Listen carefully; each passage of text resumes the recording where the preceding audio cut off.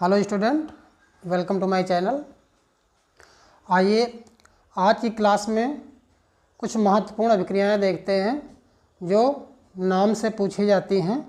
तो इसी क्रम में पहली अभिक्रिया है गाटर-मान कोच अभिक्रिया। गाटर-मान कोच अभिक्रिया। गाटर-मान कोच अभिक्रिया में क्या होता है, निर्जल एल्युमिनियम क्लोराइड की उपस्थिति में बेंजीन की क्रिया कार्बन मोनोऑक्साइड तथा हाइड्रोक्लोरिक यानी कि HCl से कराते हैं तो बेंजल्डिहाइड प्राप्त होता है। यह अभिक्रिया गाटर-मान कोच अभिक्रिया कहलाती है। तो देखते हैं क्या होता है। इसमें ये कार्बन मोनोऑक्साइड है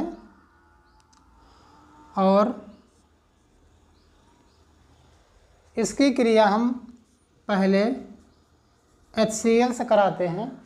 तो HCl से कराएंगे तो क्या होगा, इसमें एक बॉन्ड टूट जाएगा तो कार्बन की दो वैलेंसी खाली होंगी, एक से लगेगा Cl और एक से लगेगा H। इस प्रकार से ये जो हमको उत्पाद प्राप्त होता है इसकी क्रिया हम बेंजीन से कराते हैं। बेंजीन का फार्मूला होता है, ये हम सभी जानते हैं, और ये क्या है, H और ये Cl और O। इस बेंजीन में यहाँ पे जो कार्बन है, इस कार्बन का एक हाइड्रोजन Cl के साथ निकल जाएगा तो HCl बनाएगा और जो हिस्सा है बचा CHO ये यहाँ पे लग जाएगा। ये देखिए, तो ये हो जाएगा बेंजल्डिहाइड।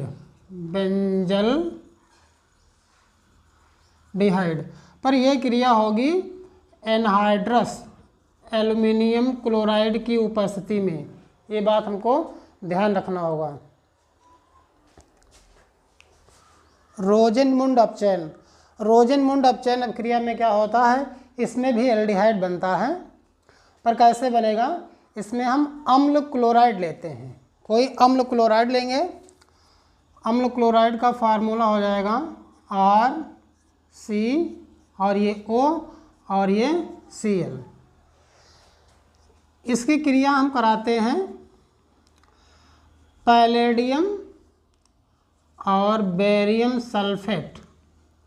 पैलेडियम आधारित बेरियम सल्फेट होता है और माध्यम कैसा होगा, उबलती हुई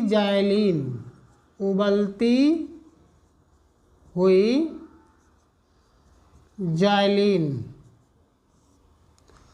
में हाइड्रोजन से क्रिया होती है। कैसे होगी, एक हाइड्रोजन इस Cl के साथ मिलकर के HCl बनाएगा और यहाँ पे जो हाइड्रोजन बचा है एक, वो Cl के स्थान पर लग जाएगा। इस प्रकार से ये हमारा एक एल्डिहाइड प्राप्त हो जाएगा। ध्यान रखना, बेरियम सल्फेट जो होता है ये उत्प्रेरक का काम करता है। अगर इसको हम नहीं लेंगे तो एल्डिहाइड से फिर क्या बन जाएगा, अल्कोहल बन जाएगा। अल्कोहल ना बने इसके लिए हमको बेरियम सल्फेट लेना पड़ता है। अगली अभिक्रिया है स्टीफन एल्डिहाइड संश्लेषण। इसमें भी एल्डिहाइड बनता है।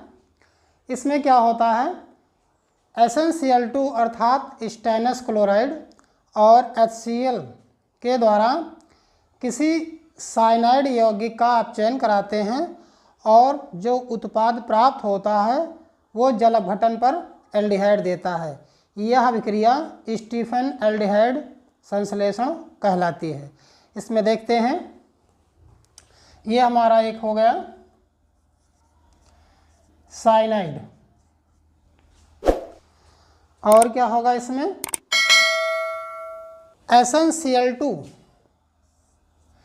SnCl2 और HCl, ये दोनों क्रिया करेंगे और हमको हाइड्रोजन देते रहेंगे। कैसा हाइड्रोजन? नवजात हाइड्रोजन देते रहेंगे। तो दो नवजात हाइड्रोजन क्या करेंगे, यहाँ पर कार्बन नाइट्रोजन के बीच में जो बॉन्ड है उसमें एक बॉन्ड टूट जाएगा, तो एक हाइड्रोजन इस कार्बन के साथ और एक हाइड्रोजन इस नाइट्रोजन के साथ लग जाएगा। अब इसका हम क्या करेंगे, जल अपघटन करेंगे, HOH।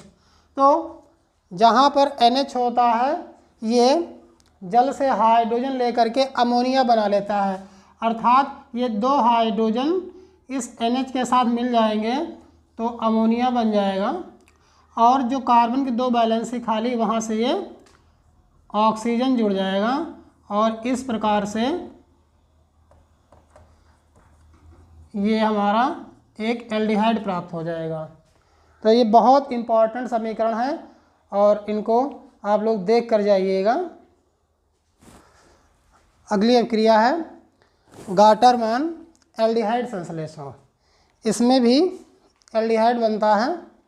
इसमें क्या करते हैं, हाइड्रोजन साइनाइड की क्रिया HCl से कराते हैं और ये जो उत्पाद प्राप्त होता है ये बेंजीन से क्रिया करता है निर्जल एल्युमिनियम क्लोराइड की उपस्थिति में, और इस प्रकार से जो उत्पाद प्राप्त होगा उसका जल अपघटन कराते हैं और हमको बेंजल्डिहाइड प्राप्त हो जाता है। ये क्रिया गाटरमान एल्डिहाइड संश्लेषण कहलाती है। देखते हैं HCl की क्रिया। ये है हाइड्रोजन साइनाइड और इसकी क्रिया हम HCl से कराएंगे।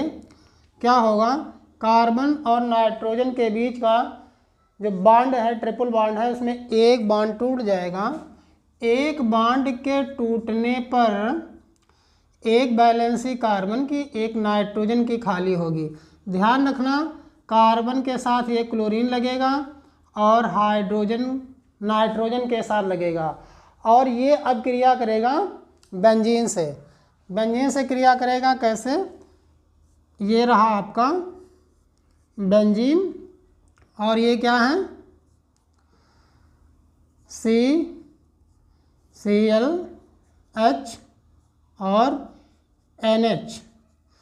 यहाँ पर इस कार्बन का जो हाइड्रोजन है ये हाइड्रोजन Cl के साथ मिल करके क्या बना लेगा, HCl बना लेगा, और ये CHNH लग जाएगा, ये हो जाएगा CH डबल बॉन्ड NH। इसका जल अपघटन कराएंगे, जल अपघटन कराएंगे यानी HOH। तो ये NH क्या करेगा, ये दो हाइड्रोजन ले करके अमोनिया बना लेगा, और ये जो ऑक्सीजन है इस कार्बन से जुड़ जाएगा। तो इस प्रकार से ये हमको प्राप्त हो जाएगा CH डबल बॉन्ड O, यानी कि बेंजल्डिहाइड। Benzaldehyde, benzaldehyde.